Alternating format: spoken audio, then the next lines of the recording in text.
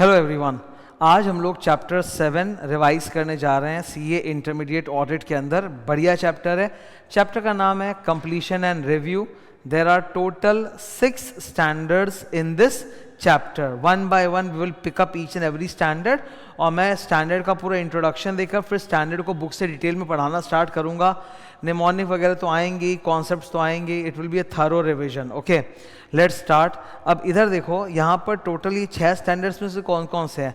560 subsequent event, 570 going concern, 450 misstatements, 580 written represent, 260 TCWG and 265 weakness in internal control, deficiency in internal control. ये 6 standards हैं।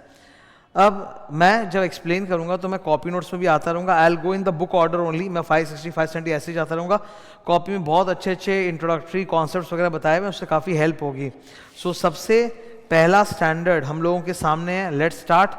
SA 560 subsequent events देखते हैं। ये रहा, ठीक है। सबसीक्वेंट इवेंट्स के लिए ये मास्टर टाइमलाइन डायग्राम है। धीरे धीरे मैं सब समझाऊंगा, ध्यान देना। ओके, नाउ बोर्ड पर गौर से देखो। This is financial year end 31 मार्च। अब हम लोग कौन सा 31 मार्च को अपनी ऑडिट रिपोर्ट देते हैं? वो तो संभव है नहीं। 31 मार्च को तो FS बनेगा। ऑडिट रिपोर्ट दे दिया है हम लोगों ने सपोज 31 जुलाई को। So what is the date of signing of audit report? 31 जुलाई। ये देखो इधर, डेट ऑफ FS 31 मार्च, 4 महीने बाद डेट ऑफ ऑडिट रिपोर्ट 31 जुलाई। इस 4 महीने के पीरियड में कोई भी अगर ऐसा इवेंट होता है which has an effect on the 31 March financial statements, तो हम लोग उसको कंसिडर करेंगे। जब भी तुम आंसर लिखो ना इवेंट्स के ऊपर, तो हमेशा 2 लिखना। एक ऐसे 560 भी बोलना, और एक तुम लोग पक्का AS4 भी ऐड कर देना, accounting standard for events occurring after balance sheet date. तो यहाँ पर सबसीक्वेंट इवेंट्स का मतलब होता है events that have happened between the date of financial statements and the date of audit report. All such events can be categorized into 2 parts based on accounting standard 4, based on AS4, adjusting events and non adjusting. Adjust करने का मतलब होता है entry पास करना, non adjust का मतलब होता है एंट्री पास नहीं होगा, सिर्फ डिस्क्लोजर जाएगा। तो एडजस्टिंग इवेंट वो होते हैं the conditions relating to which, dialogue क्या है? एडजस्टिंग इवेंट्स वो होते हैं the conditions relating to which existed on the balance sheet date. मतलब इसके हालात ऑलरेडी दिख रहे थे 31 मार्च को। तो ऐसे इवेंट का अगर फाइनल आंसर 31 मार्च के बाद आता है तो आपको अलाउड है कि आप बैक डेट में जाके एंट्री पास कर सकते हो। बैक डेट मतलब सपोज कि मई मंथ या जून मंथ में कोई इवेंट हो गया and the condition related to 31 March, तो हम लोग 31 मार्च को बैक डेट में जाके एंट्री पास कर सकते हैं। इसके ना ICAI ने 2 एग्जांपल्स दिए। नंबर 1, 31 मार्च को हमारी बैलेंस शीट में एक डेटर है, सन्डी डेटर है, जिसकी फाइनेंशियल कंडीशन खराब थी। 31 मार्च के बाद अप्रैल मई में कोर्ट का जजमेंट आ गया, वो डेटर बैंकरप्ट हो चुका है। तो the condition already existed on 31 मार्च, वो हमारे बैलेंस शीट में डेटर की तरह भी था। अब मई जून में जब कंफर्म हो गया कि भाई ये तो गया बैंकरप्ट, तो आप इसका लॉस राइट ऑफ कर दो ऑन 31 मार्च, बैक डेट में जाके एंट्री पास कर दो। Similarly one more example ICAI has given. ICAI ने बोला कि आप लोग सपोज अपने नोट्स टू FS में कंटिंजेंट लायबिलिटी दिखा रहे थे, या फिर आप अपने बैलेंस शीट में प्रोविजन दिखा रहे थे। कंपनी पे कोई लीगल केस चल रहा होगा, लिटिगेशन चल रहा होगा, तो लिटिगेशन के लिए या तो एज पर अकाउंटिंग स्टैंडर्ड 29 या तो बैलेंस शीट में प्रोविजन बनता है या फिर नोट्स में डिस्क्लोजर होता है कंटिंजेंट लायबिलिटी। तो था ऑलरेडी 31 मार्च को। 31 मार्च के बाद 2-3 महीने में कोर्ट का वर्डिक्ट आ गया, हम लोग हार गए या जीत गए, जो भी है उसका हम बैक डेट में जाके 31 मार्च को एंट्री पास कर सकते हैं। तो तुमसे जब भी बोला जाएगा, तुम एडजस्टिंग इवेंट में यही 2 एग्जाम्पल लिखना जो ICAI ने अपनी किताब में लिखे हैं। डेटर बिकेम इंसॉल्वेंट, लिटिगेशन का जजमेंट आ गया। देन इधर है non adjusting event. Non adjusting event मतलब वो होता है जिसके कंडीशंस बैलेंस शीट डेट के दिन एग्जिस्ट नहीं करते थे, बट ये इतना सिग्निफिकेंट है कि बैलेंस शीट डेट के दिन दिखाई हुई जो पिक्चर है वो बदल जाएगी। तो आपको नॉन एडजस्टिंग के लिए एडजस्ट तो नहीं करना, एंट्री तो पास नहीं करना, पर आपको नोट्स टू FS में डिस्क्लोजर देना है। तो एडजस्टिंग में क्या होता है? एंट्री पास करते हैं बैक डेट पे। नॉन एडजस्टिंग में क्या होता है? बैक डेट में जाके नोट्स में डिस्क्लोजर देते हैं, एंट्री पास नहीं करते। अब इन्होंने नॉन एडजस्टिंग का 3 एग्जाम्पल दिया है, वो मैं बुक से करा दूंगा, यहाँ से नहीं, ठीक है। एडजस्टिंग इवेंट के लिए क्या करना है? Back date entry. Non adjusting के लिए क्या करना है? बैक डेट डिस्क्लोजर, ठीक है। ये तो हो गई कहानी मार्च टू जुलाई इवेंट्स की। एक बार हमने ऑडिट रिपोर्ट साइन कर दिया, we have signed the audit report. अब some fact came to our attention which we had missed earlier. 31 जुलाई को हमने रिपोर्ट साइन कर दिया. अब कोई ऐसी इंफॉर्मेशन हमें पता चली है जो अगर पहले पता चल गई होती ना तो I would have given a different audit report. मैं अपनी ऑडिट रिपोर्ट को बदल देता, एक डिफरेंट ऑडिट रिपोर्ट, एक डिफरेंट ऑडिट ओपिनियन देता. इन फैक्ट्स को लेकर मेरी सबसे बड़ी जिम्मेदारी है amend my audit report which I have already signed. Amend my audit report, that's the main responsibility in case of facts. अब फैक्ट्स दो प्रकार के हैं, फैक्ट्स से फैक्ट्स भी. जब तक क्लाइंट मेरी ऑडिट रिपोर्ट को सर्कुलेट नहीं कर देता तब तक फैक्ट ए, अगर मेरी ऑडिट रिपोर्ट सर्कुलेट हो चुकी है तो उसके बाद फैक्ट बी. फैक्ट ए और फैक्ट बी के ना 80% प्रोसीजर सेम है, तो मैं कॉपी में नोट्स दिखाऊंगा, उससे पटाख से याद हो जाएगा, एकदम सिंपल है.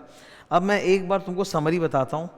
इवेंट और फैक्ट में क्या डिफरेंस है? Event means something has happened after the year end which I need to consider. Fact means some information has come to my attention that would have caused me to change my audit report. Events को लेकर मेरी primary responsibility है कि जितने भी adjusting events हैं वो adjust हो गए, नॉन एडजस्टिंग इवेंट्स है वो डिस्क्लोज हो गए. तो मैं मैनेजमेंट से पूछूंगा, हे मैनेजमेंट, क्या तुम लोगों ने अकाउंटिंग स्टैंडर्ड 4 के अनुसार adjusting and non adjusting events को आइडेंटिफाई किया है, एडजस्टिंग इवेंट को एंट्री पास किया है एंड नॉन एडजस्टिंग को डिस्क्लोज किया है कि नहीं? तो इवेंट्स को लेके मेन जिम्मेदारी वही है कि एडजस्टिंग नॉन एडजस्टिंग इवेंट का एडजस्टमेंट डिस्क्लोजर हो गया. फैक्ट्स को लेके मेन जिम्मेदारी ये कि मेरी ऑडिट रिपोर्ट अमेंड होगी.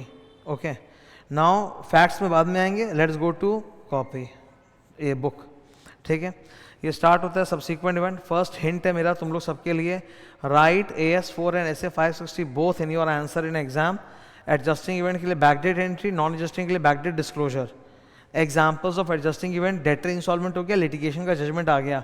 और ये इधर नॉन एडजस्टिंग इवेंट के 3 एग्जाम्पल्स है जो ICA ने दिए हैं. तो तुम ये एग्जाम्पल याद रखोगे. एग्जाम्पल है नाल. क्या एग्जाम्पल है? नाल, NAL. N से न्यू शेयर कैपिटल, मतलब आप IPO ला रहे हो. A से अमालगमेशन और L से लास्ट में लॉस बाय फायर और नेचुरल कैलामिटी. मैं एक और ऐड करूंगा.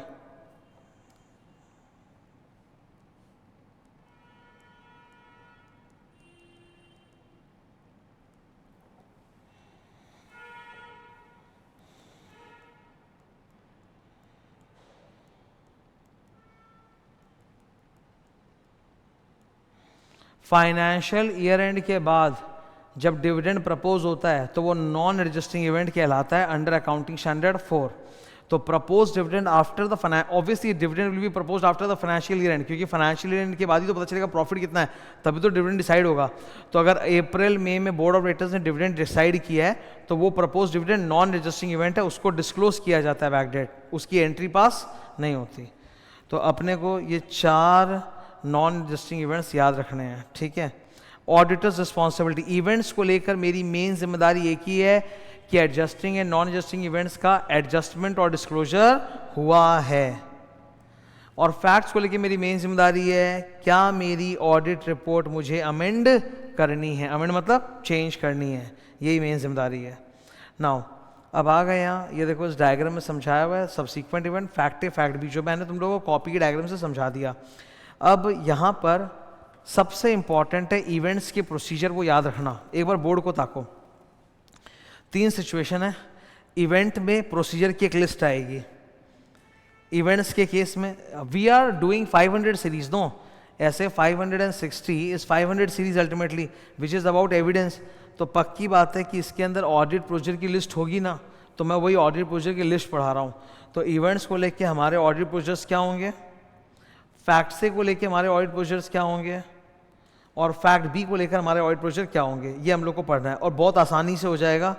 इवेंट्स सबसे ज़्यादा इंपॉर्टेंट है, ये ज़्यादा आता है एग्जाम में. ठीक है, इवेंट्स को लेकर मेरी मेन जिम्मेदारी यही है ना कि एडजस्टिंग इवेंट का एंट्री पास हो गया है, नॉन एडजस्टिंग का डिस्क्लोजर हो गया है. तो यहाँ पर मुझे 5 स्टेप्स करने हैं. ईरावती रो रही है, ये निमोनिक है. ईरावती रो रही है. ठीक है, ईरावती रो रही है. ओके, अब इधर से आई, सबसे पहला है ईरावती, लाइन से एकदम ईरावती. ठीक है, डबल ए वी लाइन से रहना चाहिए ऐसे. ठीक है, रो रही है, ये बीच में रो रही. ओके, सो फर्स्ट काम हमको करना है आइडेंटिफाइड। मैं मैनेजर से पूछूंगा have you people identified all such adjusting and non adjusting events, they have been identified or not, number 1। Number 2, Iravati आर, मैं रैप करूंगा। क्या करूंगा? रैप। अब रैप के अंदर 4 स्टेप्स है। रोरी, 4 स्टेप्स क्या है? Rory, read the minutes of the after the financial year, minutes जो होते हैं वो पढ़ लो बोर्ड मीटिंग के, ठीक है। ओ से obtain an understanding of the process followed by the management to identify adjusting and non adjusting events, read the interim financial statements if available. I से इंक्वायर मैनेजमेंट कि how they are going to deal with subsequent events. तो ये rap के अंदर 4 point है। Rory, Iravati, E रा A, accounting records after the financial year end, जो भी अकाउंटिंग रिकॉर्ड्स है वो चेक कर लो थोड़ा सा after the financial year and. Iravati, एक रिटन रिप्रेजेंटेशन ले लो मैनेजमेंट से कि उन्होंने सारे एडजस्टिंग इवेंट को एडजस्ट और नॉन एडजस्टिंग को डिस्क्लोज कर दिया है। वती, ए से चेक करो whether all the adjusting and non adjusting events are appropriately reflected in the financial statements. तो मैं बड़ा कंफर्टेबली इसको याद कर लेता हूँ, ठीक है, कि इवेंट्स को लेकर मेरी 5 रिस्पॉन्सिबिलिटीज है, 5 प्रोसीजर्स जो मुझे करने हैं। ईरावती रो रही है आइडेंटिफाई, रैप, accounting records after the financial year end appropriately reflected in the FS and written representation। और रैप के अंदर बोलोगे तो Rory, read the minutes, read the latest interim FS, obtain an understanding, inquire management, ठीक है। तो ये सबसे इंपॉर्टेंट है। अब फैक्ट ए और फैक्ट बी के जो प्रोसीजर्स का लिस्ट है ना, I am telling you it is 80% same. तो इसको हम लोग आराम से कॉपी नोट से कर सकते हैं, बहुत ही सुंदर लेवल का आंसर बनेगा फैक्ट ए फैक्ट बी का, ठीक है, बड़ा सुंदर आंसर बनेगा। Let's go to copy. ये आ गए हम लोग यहाँ पर fact A and B. Fact A as per my example कहाँ से कहाँ तक है? 31 July the date of audit report and the date of circulation 14 August. तो 31 जुलाई से 14 अगस्त फैक्ट ए, 14 अगस्त से 15 सितंबर एजीएम का दिन फैक्ट बी। तो वही मैंने लिखा फैक्ट ए 31 जुलाई टू 14 अगस्त, ठीक है। सबसे इंपॉर्टेंट बात, my audit report is already signed. ये रहा, मैंने ऑडिट रिपोर्ट साइन कर दिया 31 जुलाई, साइन कर दिया मैंने, क्लाइंट को पकड़ा दिया है, already issued to the client. अब सर कोई ऐसा फैक्ट मुझे पता चला जो इतना इंपॉर्टेंट है कि मेरे ऑडिट रिपोर्ट को बदल दे, जैसे I came to know about a huge MMS in FS, तब तो मुझे ये ओपिनियन देना पड़ेगा। तो अब ऐसे केसेस में मैं क्या करूंगा? मैं 3 काम करूंगा। Die, DAI, not die, DAI, ठीक है। सबसे पहला मैनेजमेंट के साथ डिस्कस करूंगा। नंबर 2, क्या एफएस को अमेंड करके काम चल सकता है क्या? देखो, या तो तुम लोग अपने एफएस को अमेंड कर दो तो मैं ओपिनियन क्लीन दूंगा, या फिर तुम लोग अगर मत करो तो फिर मैं ऑडिट रिपोर्ट अमेंड कर दूंगा। तो 2 में से एक चीज तो अमेंड होगा, या तो ऑडिट रिपोर्ट या एफएस। तो डी है discuss the matter with management, A है चेक अमेंडमेंट ऑफ एफएस होना है क्या, and I inquire the management कि वो क्या करना चाहते हैं, एफएस अमेंड करवाएंगे कि मुझसे ऑडिट रिपोर्ट ही अमेंड करवाएंगे। तो डाई करो, ठीक है। तो मैं तो मॉडिफाइड ओपिनियन देना चाहता हूँ। मैंने उनसे पूछा are you ready to amend the FS, तो वो बताएंगे मुझे क्या करना है। तो 3 स्टेप्स है, DAI, discuss amendment to FS और इंक्वायर द मैनेजमेंट। अब मैनेजमेंट का 2 जवाब हो सकता है, एक यस सर हम लोग एफएस को बदल रहे हैं, अगर यस है आंसर तो येलो बॉक्स, ठीक है, नो है आंसर तो ब्लू बॉक्स। आओ देखते हैं। मैनेजमेंट मान गई, अच्छी है मैनेजमेंट मान गई मेरी बात को, बोला ठीक है सर आप ओपिनियन मत बदलो, आप रिपोर्ट नया दे देना, रिपोर्ट तो देखो नया देना पड़ेगा but with the same clean opinion, हम लोग अमेंडमेंट कर देंगे एफएस का। बढ़िया है, management is ready to amend the FS. तो अब अगर वो रेडी हैं, वो तैयार हैं, सब कुछ अच्छा है, तो मुझे 4 काम करना होगा।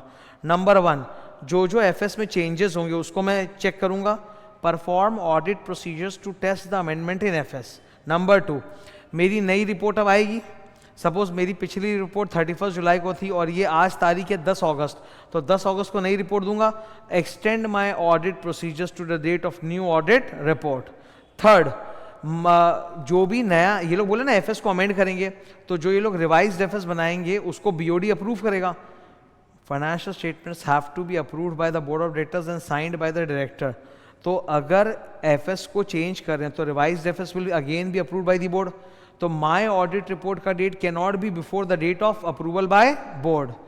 Date it after BOD approves the revised FS. And last, मुझे भी अब ऑडिट रिपोर्ट देनी है, तो अब यहाँ पे दो ऑप्शन है फैक्टे के अंदर। पहला ऑप्शन है डुअल डेटिंग। डुअल डेटिंग का मतलब होता है सेम ऑडिट रिपोर्ट में मैं एक्स्ट्रा पैराग्राफ लिख दूंगा जहाँ डिस्क्राइब कर दूंगा क्या हुआ, और एक एक्स्ट्रा नई डेट डाल दूंगा 10 अगस्त। तो ऑडिट रिपोर्ट में दो डेट दिखेगी, 31 जुलाई, 10 अगस्त। इसको बोलते हैं डुअल डेटिंग। या फिर दूसरा तरीका, provide a new audit report. मैं 10 अगस्त की एक नई ऑडिट रिपोर्ट ही पकड़ा दूंगा जिसमें ईएमपी वीएमपी डाल के बता दूंगा कि 10 दिन में ये एफएस के अंदर रिविजन्स हुए जिसको मैंने चेक कर लिया है। Okay, so I have to do these 4 procedures. However, अगर मैनेजर बोली नहीं, नो, हम तो एफएस नहीं बदलेंगे, तुमको जो करना है करो, तो फिर क्या करेंगे sir? I will express modified opinion. अब वो लोग मेरी मॉडिफाइड ओपिनियन को सर्कुलेट नहीं करना चाहते, एक्सेप्ट नहीं करना चाहते, तो मैं क्या करूंगा? मैं उनको रिक्वेस्ट करूंगा, do not issue my earlier audit report to anybody, don't circulate it. फिर भी वो लोग सर्कुलेट कर दिए, इतने बदमाश है, तो मैं क्या करूंगा? Prevent reliance of the users on my earlier audit report, take some action, take some action to prevent reliance on the earlier report. इसका मतलब कुछ मैं करूंगा जिससे शेयर होल्डर्स मेरे पुराने रिपोर्ट पर रिलाई नहीं करें। तो मैं अब क्या करूंगा? ये बात आपके सिलेबस में लिखी हुई नहीं है, पर ओरिजिनल स्टैंडर्ड में लिखी हुई, मैं बता देता हूं।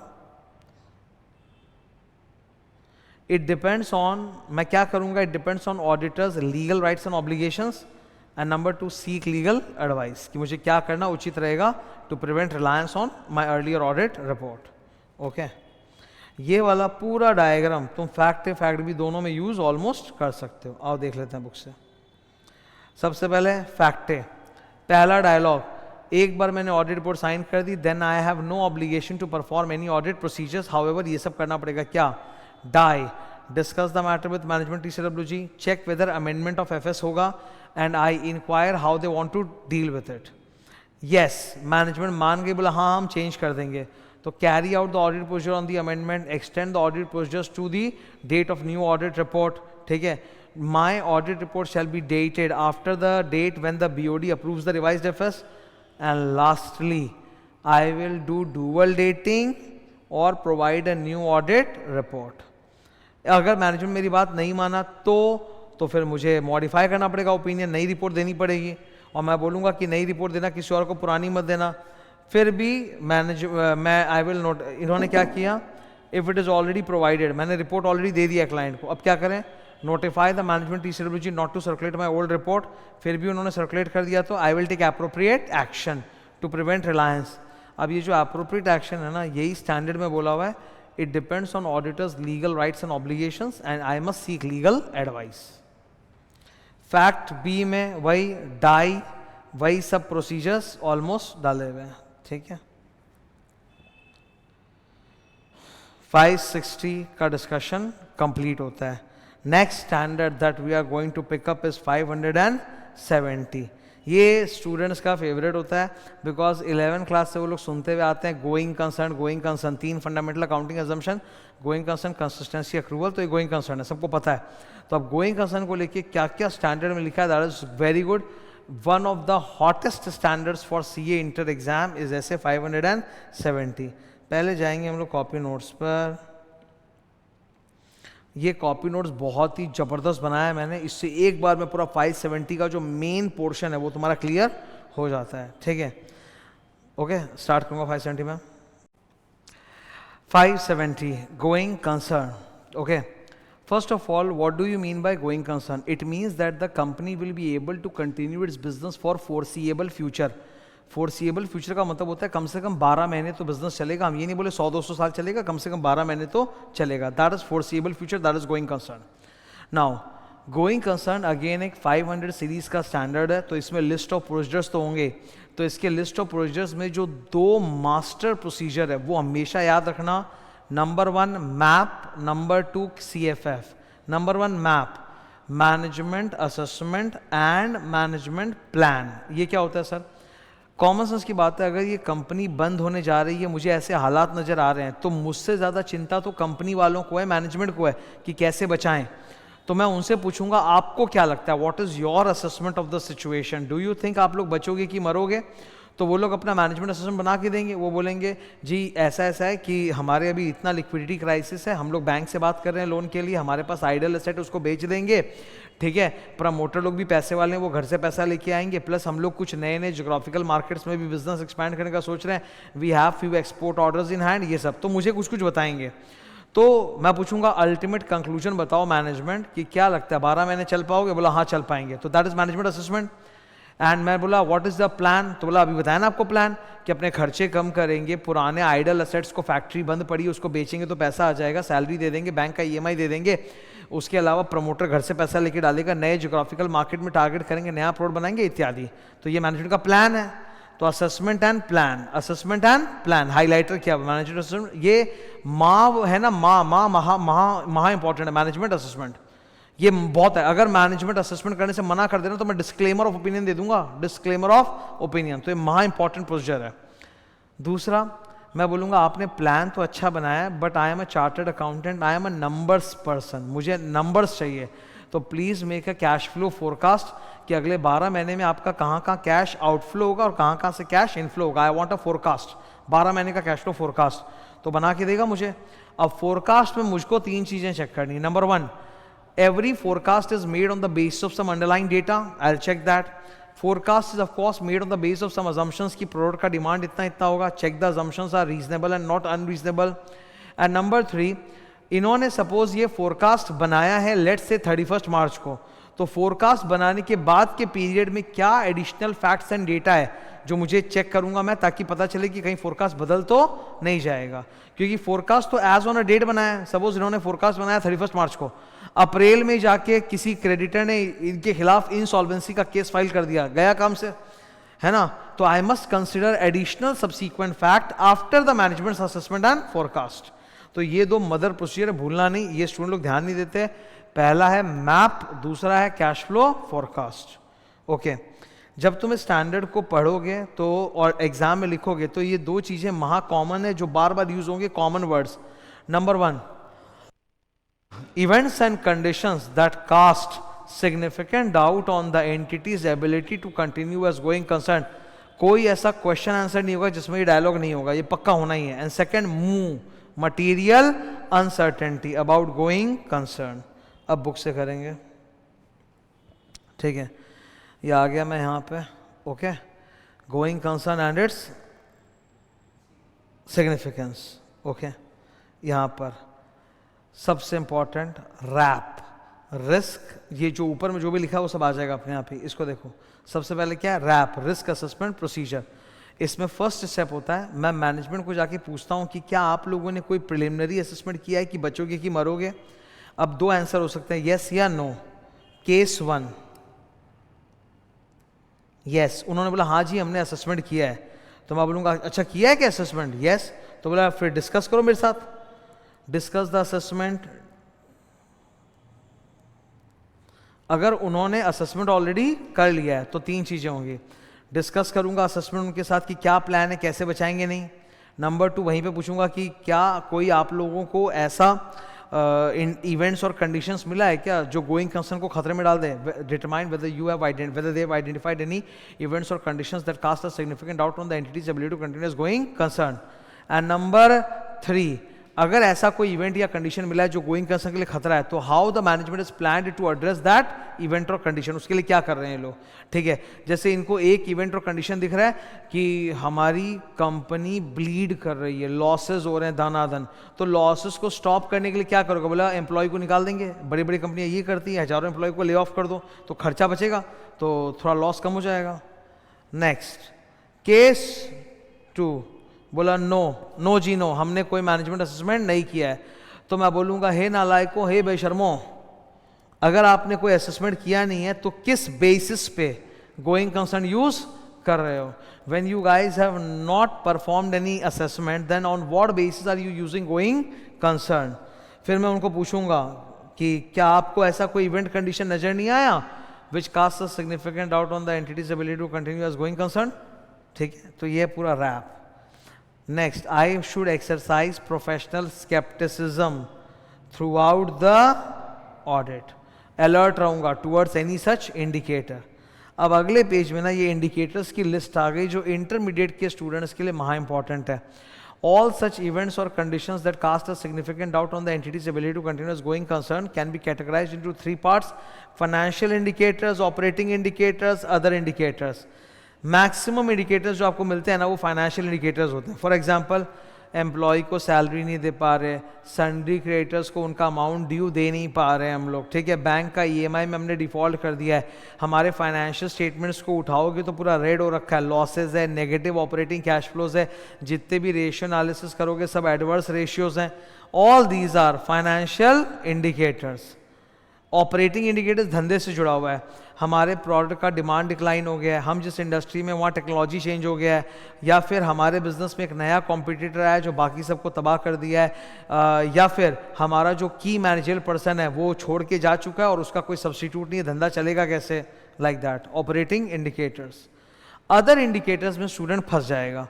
फाइनेंशियल या ऑपरेटिंग इंडिकेटर जब आते हैं ना तो स्टूडेंट लोग पढ़ा हुआ अपने मन से कुछ कुछ लिख देते हैं, अदर इंडिकेटर में गेस नहीं कर पाएंगे, वो गेस करेंगे तो उनसे निकलेगा वही फाइनेंशियल ऑपरेटिंग. तो मैं बोल रहा हूँ याद कर लो, एक ट्रिक दे रहा हूँ. अदर इंडिकेटर्स याद करने का सबसे सिंपल ट्रिक है लॉ. इसमें 3 पॉइंट लॉ रिलेटेड ही है. नंबर 1, आपने सेबी लॉस का वायलेशन कर दिया, या आप पे कोई लीगल केस चल रहा है, या फिर कोई ऐसा लॉ में चेंज आया है जो आपके बिजनेस और इंडस्ट्री के लिए बहुत ज़्यादा हार्मफुल है, ठीक है. तो something related to law. SEBI laws का वायलेशन करोगे तो सेबी डिलिस्टिंग करके बंबू कर देगी. सेकंड, पेंडिंग लीगल केस चल रहा है इतना बड़ा कि हार गए तो डूब जाएंगे. थर्ड, लॉ चेंज हुआ है जो हमारे बिजनेस को अफेक्ट कर रहा है. जैसे मैं एग्जांपल देता हूँ, अभी कुछ साल पहले वो ड्रीम 11 MPL ऐसा कुछ नाम था, ये बहुत फेमस हो गए थे. क्रिकेटर लोग को ऐड आता था कि तुम ड्रीम 11 पे टीम बनाओ, मैं टीम खेलता हूँ, मैं क्रिकेट खेलता हूँ, लाइक दैट. गवर्नमेंट ने ऐसा चेंजेस किया ये ऑनलाइन गेमिंग को लेके टैक्स वगैरह में कि ये ऑनलाइन गेमिंग का पूरा धंधा बैडी है एकदम, ठीक है. Number 4, catastrophic. कैटास्ट्रॉफिक का मतलब है आग लग गई, नेचुरल कैलामिटी हो गई जिससे हमें हमारे एसेट्स को बहुत नुकसान हुआ है और हमने इंश्योरेंस भी नहीं कराया था. It is uninsured catastrophe. तो ये जो अभी तुम लोगों ने देखा ना, ये 3 कैटेगरी के लिस्ट ऑफ इंडिकेटर्स वो पूछ सकते हैं एग्जाम में इन द फॉर्म ऑफ MCQ और डिस्क्रिप्टिव. अब ये इवैल्यूएटिंग मैनेजमेंट्स असेसमेंट. मैनेजमेंट ने जो असेसमेंट किया उसको मुझे इवैल्यूएट करना है. पॉइंट नंबर 1, मैनेजमेंट ने जो भी असेसमेंट किया, I will start evaluating that. अब मैं एक बात बोलना चाहता हूँ, 570 नाम का जो स्टैंडर्ड है ये हर जगह अप्लाई नहीं होता. आप किसी क्लाइंट के जाते हो जिसका अच्छा खासा प्रॉफिटेबल हिस्ट्री है, मतलब काफ़ी प्रॉफिट से काफ़ी लंबे समय से ऑपरेट कर रहा है, तो वहाँ ज़बरदस्ती का मुझे 570 लगाने की ज़रूरत नहीं है. धंधे में थोड़ा बहुत ऊपर नीचे लगा रहता है, दैट डज नॉट मीन कि धंधा ही बंद हो गया, कंपनी बंद हो गई. कोई कंपनी जो 50 करोड़ कमाती थी अभी वो 20 करोड़ कमा रही है, तो बंद थोड़ा ना हो गई यार. कमाई कम तो हो ही सकता है, बढ़ जाएगा फिर से वापस, उसमें क्या है, पर बंद तो नहीं हुआ ना. तो याद रखना, जब आपको लग रहा है, 2 चीज़ें बोल रहा हूँ, जब कंपनी का प्रॉफिट्स का ट्रैक रिकॉर्ड है, नंबर 2 कंपनी के जो प्रमोटर्स है पैसे वाले हैं, फाइनेंशियल अरेंजमेंट्स है, कंपनी के पास पैसा है, तो आप वहाँ पे डिटेल में आपको कोई गोइंग कंसर्न असेसमेंट करने की ज़रूरत नहीं है. आप मैनेजमेंट के दिए हुए ऊपर असेसमेंट पे बिलीव कर सकते हो कि हाँ ये गोइंग कंसर्न है. यही सारा ज्ञान यहाँ लिखा हुआ है, ये आ सकता है एग्जाम में. Evaluation process. My evaluation process consist of 4 steps. Number 1, पहले मैं मैनेजमेंट का असेसमेंट प्रोसेस समझूंगा कि वो लोग कैसे गोइंग कंसर्न असेसमेंट किए हैं. नंबर 2, उनके अजम्पशंस क्या क्या वो चेक करूंगा. नंबर 3, उनका प्लान ऑफ फ्यूचर एक्शन क्या है. एंड लास्टली, फीजिबल है कि नहीं है उनका प्लान.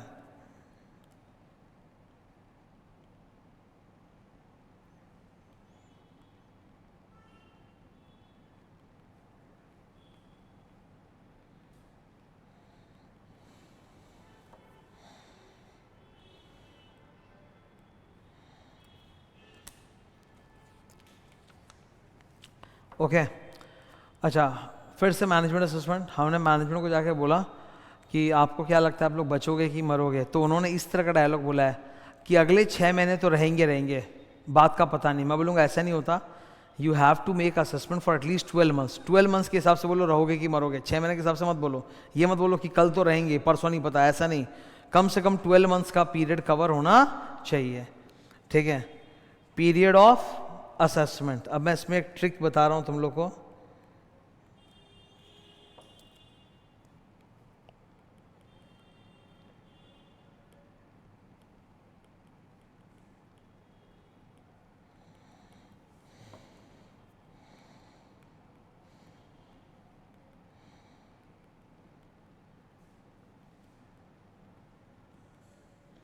यहाँ मैक्सिमम स्टूडेंट्स इतना याद कर लेते हैं कि the assessment should cover a period of 12 months, पर यहाँ दो और बातें हैं जो अंदर छुपके से लिखी हुई हैं। FRF एंड लॉ, अगर आपके देश का FRF चाहता है कि गोइंग कंसर्न असेसमेंट 24 महीने का हो, 24 मंथ्स, तो 24 मंथ्स। अगर आपके देश का लॉ चाहता है 36 मंथ्स का हो तो 36 मंथ्स, और स्टैंडर्ड तो बोलता है 12 मंथ्स। तो तीनों में से जो भी लॉन्गर है, कम से कम उतने पीरियड का आपको असेसमेंट करना पड़ेगा, ठीक है। Now coming back to the main thing again, 570 क्या था? 570 ऑडिट प्रोसीजर, ऑडिट एविडेंस का स्टैंडर्ड है। तो यहाँ लिस्ट ऑफ ऑडिट प्रोसीजर्स तो होना ही है। तो गोइंग कंसर्न को लेके मेरे 5 प्रोसीजर होते हैं। याद करने के लिए मैं बोलूँगा मैप काओ, मैप का MA मैनेजमेंट असेसमेंट, P से प्लान फॉर रिवाइवल, मैप हो गया, काओ C से cash flow forecast. Cash flow forecast में मुझे 2 चीज चेक करना है, डेटा और assumptions, and consider the additional fact after the management's last assessment and obtain a written representation, ठीक है। मैनेजमेंट से एक रिटन रिप्रेजेंटेशन ले लो, ठीक है, regarding the plan of action and it's feasibility. ये तो कुछ एग्जांपल्स है उसी के। मेन है मैप का 6 प्रोसीजर्स, ठीक है। Auditor's conclusion, auditor should obtain ऐसे ही अगर मूव है मटेरियल अनसर्टेनिटी तो it should be disclosed in the notes to FS, okay. अब यहाँ पे आते हैं, ये महा इंपॉर्टेंट, ओके। गोइंग कंसर्न, मुझे फाइनली लगता है पूरा सिचुएशन स्टडी करके कि गोइंग कंसर्न अप्रोप्रिएट नहीं है। मैं श्योर हूँ पक्का मरेगा कंपनी, ठीक है। तो गोइंग कंसर्न के लिए सूटेबल नहीं है, फिर भी इन्होंने गोइंग कंसर्न फॉलो किया है। तो मैं कौन सा ओपिनियन दूंगा? एडवर्स ओपिनियन, क्योंकि महा MMS है। गोइंग कंसर्न में गड़बड़ मतलब परवेजिव है, महा MMS, तो AO दूंगा, एडवर्स ओपिनियन। नंबर 2 यहाँ पे ये वाला, अगर मुझे लगता है गोइंग कंसर्न तो रहेगा, अप्रोप्रिएट है, however there is a material uncertainty and the material uncertainty should be disclosed. If they have going concern appropriate है and also they have disclosed the material uncertainty in the notes to FS, then they are nice people. तब मुझे कौन सा opinion देना है? UO unmodified opinion plus मुर्गा। मुर्गा is छोटा भाई of EMP। Notes to FS में जब भी ध्यान अट्रैक्ट करना होता है तो उसके लिए क्या यूज होता है? एम्फस और मैटर पैराग्राफ। तो उसी का एक कैटेगरी होता है मुर्गा। मुर्गा is a EMP only for going concern, material uncertainty relating to going concern assumption. तो मैं अगर गोइंग कंसर्न अप्रोप्रिएट है और इन्होंने मूव को भी डिस्क्लोज किया है तो मैं दूंगा अनमॉडिफाइड ओपिनियन प्लस मुर्गा। मुर्गा में 3 चीजें होती है, draw attention to the notes, say that there are events or conditions that cast a significant doubt on the entity's ability to continue as going concern, and third, our opinion is not modified. अब मान लो कि going concern तो appropriate है परंतु इन्होंने मुंह का ढंग से डिस्क्लोजर नहीं दिया, तो डिस्क्लोजर नहीं देना, non disclosure itself is an MMS, non disclosure itself is an MMS। तो MMS के केस में क्या दूंगा? QO या AO, ठीक है। लास्ट, मैनेजमेंट असेसमेंट करने को तैयार ही नहीं है या सिर्फ 3 महीने का असेसमेंट किया, 12 महीने का असेसमेंट नहीं कर रहा है। Management is unwilling to make assessment or extend assessment, make or extend assessment. तो मैं क्या करूंगा? DO, disclaimer of opinion, QO DO दे दूंगा, ठीक है। दैट कंप्लीट्स आवर ऐसे 570। अब ऐसे 450 हम लोग रिवाइज करने जा रहे हैं। नाम को पढ़ो पहले, evaluation of misstatements identified during the audit. Think about it carefully, शांति से एक इंट्रोडक्शन दे रहा हूँ। जब मैं ऑडिट कर रहा हूँ किसी भी क्लाइंट की, तो बिफोर स्टार्टिंग माई ऑडिट मैं करता हूँ रैप, रिस्क असेसमेंट प्रोसीजर, और उससे मुझे पता चलता है कि कंपनी के अंदर किस लेवल का रिस्क है। रॉमम जो है ना, risk of material miss statement high है, मीडियम है, लो है, किस लेवल का है, कौन कौन से फाइनेंशियल स्टेटमेंट आइटम्स पे ज़्यादा रिस्क है, कौन से में कम है। अब मेरी ये सारी की सारी जो प्लानिंग है और रिस्क असेसमेंट है, ये बुरी तरह से डगमगा जाती है जब मैं ऑडिट करना स्टार्ट करता हूँ और मुझे उम्मीद से ज़्यादा मिस स्टेटमेंट्स मिलने चालू हो जाते हैं। मैंने तो एक सर्टेन लेवल का रिस्क सोचा था और वही सोच के प्लान करके ऑडिट किया था, but during the audit I am finding more and more and more and more miss statements.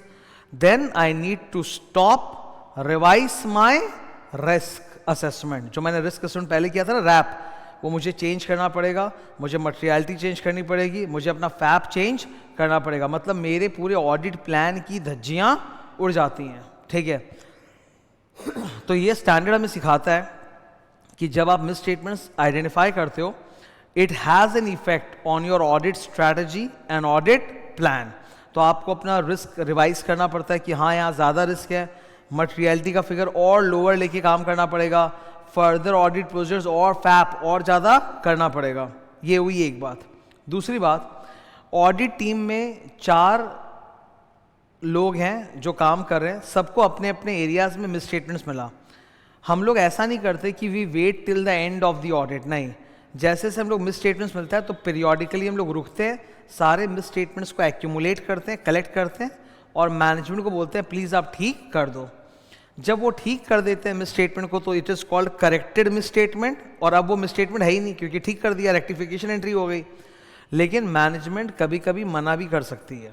Jin misstatements को मैनेजमेंट ने करेक्ट करने से मना कर दिया उसे हम कहते हैं अनकरेक्टेड मिसस्टेटमेंट, यूसीएमएस। अब अनकरेक्टेड मिसस्टेटमेंट्स तो एफएस के अंदर पाए जाएंगे और उसकी वजह से मेरा ऑडिट ओपिनियन अफेक्ट हो सकता है डिपेंडिंग ऑन कि कितना ज़्यादा अनकरेक्टेड मिसस्टेटमेंट्स है। तो इस पूरे स्टैंडर्ड के 2 पहलू हैं। Number 1, the effect of identified misstatements on my audit strategy plan. Number 2, the effect of uncorrected misstatements on FS and my audit report. ठीक है, ये देखो जरा, ड्यूरिंग द ऑडिट जितने भी मिसस्टेटमेंट मिले it will affect my risk and response. Eight the end of the audit जितने भी यूसीएमएस पड़ा रह गया it will affect my audit opinion. जब तुम इस स्टैंडर्ड को पढ़ोगे तो ये 4 कॉमन वर्ड्स हैं जो बार बार आएंगे, तो इनको याद कर लो। ठीक है, नंबर 1, नेचर ऑफ मिसस्टेटमेंट। ये स्टैंडर्ड किस चीज़ के ऊपर है? मिसस्टेटमेंट। तो you must understand that there are 2 types of misstatement. एक मिसस्टेटमेंट होता है जो फ्रॉड से पैदा होता है, एक जो होता है एरर से पैदा होता है। हमें डर किससे लगता है? फ्रॉड वाले मिसस्टेटमेंट से। तो understand the nature of the misstatement. अगर एरर है तो कोई नहीं, फ्रॉड है तो बाप रे मैं डर जाऊंगा, मेरा रिस्क चेंज होगा, मुझे और काम करना पड़ेगा। Number 2, sir how will you understand कि वो फ्रॉड है कि error? Sir I will look at the number 2 circumstances of their occurrence. वो मिस स्टेटमेंट जिन हालातों में ऑकर हो रहा है उससे समझ में आ जाता है कि इंटेंशनल था कि unintentional. Number 3, miss statement should be evaluated individually and in aggregate. हो सकता है कि इंडिविजुअली कोई मिस स्टेटमेंट मटेरियल नहीं है पर एग्रीगेट में बहुत सारे मिस स्टेटमेंट मिलकर मटेरियल हो जाए, समेशन एमएस। एंड लास्ट, पिछले साल के भी तो यूसीएमएस पढ़े हुए होंगे ना, जो इन्होंने इन नालायकों ने ठीक करने से मना कर दिया था। पिछले सालों के पढ़े हुए यूसीएमएस, तो वो करंट पीरियड को भी अफेक्ट कर सकते हैं, करंट पीरियड को भी मिसस्टेटेड कर सकते हैं और मुझे फिर उसके लिए मॉडिफाइड ओपिनियन देना पड़ सकता है। तो UCMS of the prior periods में affect the current period as well. ठीक है, अब हम लोग जा रहे हैं वापस से बुक की ओर। ठीक है, uncorrected misstatement, definition of misstatement, define misstatement. मैंने इतने लंबे डेफिनेशन को एकदम छोटा कर दिया है एक इक्वेशन की तरह। Misstatement is equal to reported ACPD minus required ACPD. सबसे पहले सर एसीपीडी क्या है? Don't write ACPD in exam, you write full form. Misstatement क्या सिर्फ अमाउंट में हो सकता है? नहीं, इन 3 चीज में भी हो सकता है। फॉर एग्जाम्पल क्लासिफिकेशन का मिसस्टेटमेंट, आपने रेवेन्यू एक्सपेंडिचर को कैपेक्स कर दिया या कैपिटल को रेवेन्यू कर दिया, पूरा गड़बड़ हो जाएगा पिक्चर। प्रेजेंटेशन, आपका presentation as per accounting standards नहीं था, एज पर शेड्यूल 3 नहीं था, तो वो भी गलत मिसस्टेटमेंट है। डिस्क्लोजर, नॉन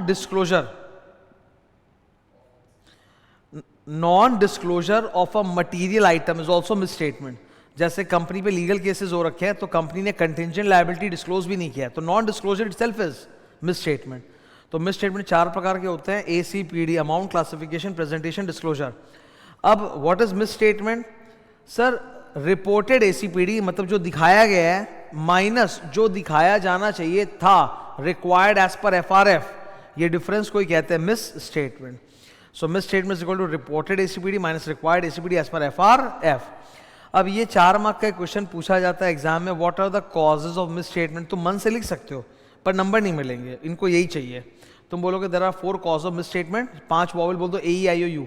AEIOU, AE मतलब accounting estimate, I inaccuracy in gathering or processing data, O omission, U unreasonable management's judgment in selecting accounting policy or making accounting estimate। अब 450 मुझे बताता है कि जब जब आपको मिस स्टेटमेंट्स मिलेंगे तो स्टेप बाय स्टेप आपको क्या करना है। We can see there are 7 steps line by line. ठीक है, ये भाई इधर सबसे पहले गुल्लक में जमा करो, सारे मिस स्टेटमेंट्स को एक्यूमुलेट करो। नंबर 2, ये सारे मिस स्टेटमेंट्स का मेरे ऑडिट स्ट्रेटजी ऑडिट प्लान पे फर्क पड़ेगा। तो consider the identified misstatement as the audit progresses, मतलब मेरे स्ट्रेटजी प्लान पे फर्क पड़ेगा। नंबर 3, एंड का वेट मत करो, बीच बीच में आप लोग कलेक्ट करके कम्युनिकेट करते रहो और उनको बोलो कि भैया करेक्ट कर दो। Communicate and request correction of the miss statement. Number 4, नहीं करा ठीक तो उसको क्या बोलते हैं, UCMS, evaluate the effect of UCMS। अच्छा, मैनेजमेंट नहीं मानेगा तो उसके पापा के पास जाऊंगा, communicate the matter to TCWG, वो करवा सके तो ठीक है, नहीं तो गोली मारो। अब लास्ट में उनसे एक रिटर्न रिप्रेजेंटेशन लिखवा के ले लो। वो लोग बोल रहे हैं कि all the UCMS is immaterial, तो मैं बोलता हूँ लिख के दो। आप लोग UCMS ठीक नहीं कर रहे हो ना, आप लोग बोलते हो ये मिस स्टेटमेंट नहीं है, तो ये बात लिख के दो कि आपकी नज़रों में ये मिस स्टेटमेंट नहीं है या फिर ये मटेरियल नहीं है। मैं उसकी लिस्ट बना के रिटर्न रिप्रेजेंटेशन के साथ अटैच कर दूंगा और आप लोग साइन करना, ताकि कल को मेरे ऊपर जब नाफरा इन्वेस्टिगेट करे तो मैं दिखा सकूं। And last, what ever I do I documented, तो मैं सारे मिस स्टेटमेंट्स जो मैंने आइडेंटिफाई किए थे, UCMS, CTT, clearly trivial threshold, सब मैं डॉक्यूमेंट करूंगा। Step number 1, accumulate all the misstatements other than clearly trivial misstatements। other than clearly trivial मतलब एकदम तुच्छ, उनको छोड़ दो, जाने दो, 100-200 रुपया मैटर नहीं करता, बाकी सारे misstatements कलेक्ट करो।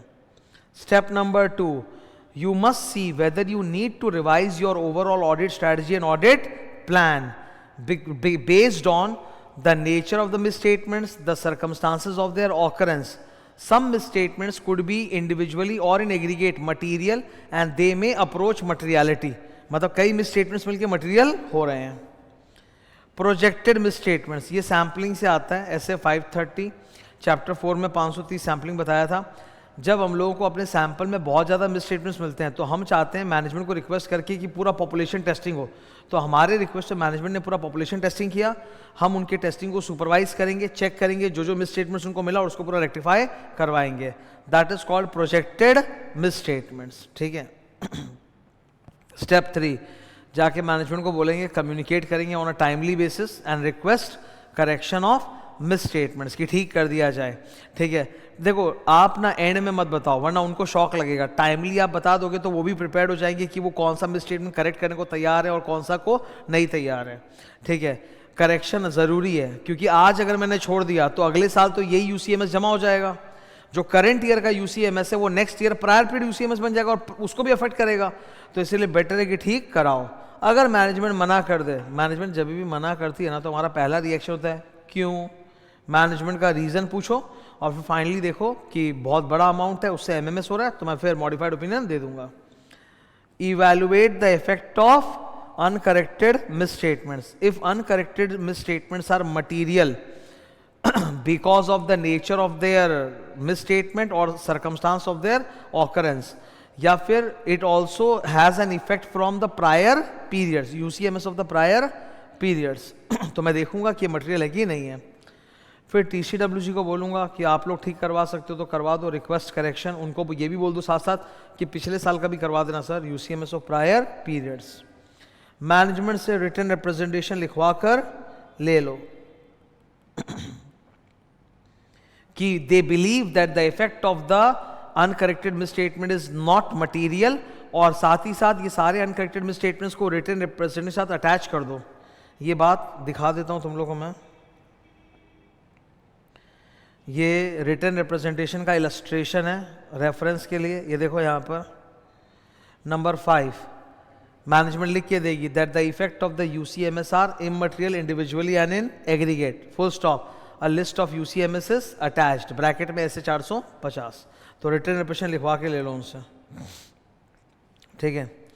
लास्ट डॉक्यूमेंटेशन कर लो, ठीक है। डॉक्यूमेंटेशन में क्या क्या फाइल में डालोगे अपने, आपने जो क्लियरली ट्रिवियल एक थ्रेशोल्ड बनाया था कि इसके नीचे में स्टेटमेंट्स को एक्यूमुलेट नहीं करेंगे, वो कितना था निकालो। CTT clearly there are 3 types of materiality, performance materiality, CTT। ये मैंने ओरिजिनल ICI का जो ऑडिट वर्क पेपर टेम्पलेट से उससे दिखाया भी था। तो ऑडिटर को CTT कैलकुलेट करना पड़ता है, वो निकाल के यहाँ दिखाना पड़ता है, ओके। सेकेंड, मैंने जितने मिस स्टेटमेंट्स आइडेंटिफाई किए ऑल सब दिखाऊंगा। And third, how I have arrived at the conclusion. मैंने भी तो अल्टीमेटली सोचा होगा ना कि UCMS मिला के मटेरियल है कि नहीं, तो मेरा ओपिनियन क्या होगा। तो how I have arrived at the conclusion that the UCMS whether individually or in aggregate are material or not, what is the base of my conclusion, मैं लिखूंगा, डॉक्यूमेंट करूंगा। तो सर ये था ऐसे 450। ओके, नेक्स्ट स्टैंडर्ड में move on करेंगे 580।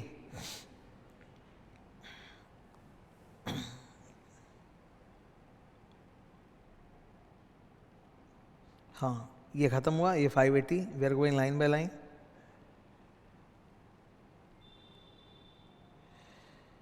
ठीक है, 580 रिटन रिप्रेजेंटेशंस, इसको भी ना मैं पहले पूरा कॉपी से कराऊंगा, बहुत अच्छा कॉन्सेप्ट है, फिर मैं बुक में ले जाऊंगा। 580 थोड़ा लंबा स्टैंडर्ड है, तुम लोग की पूरे इस चैप्टर में ना 2 स्टैंडर्ड है जो लंबे हैं, 570 और 580।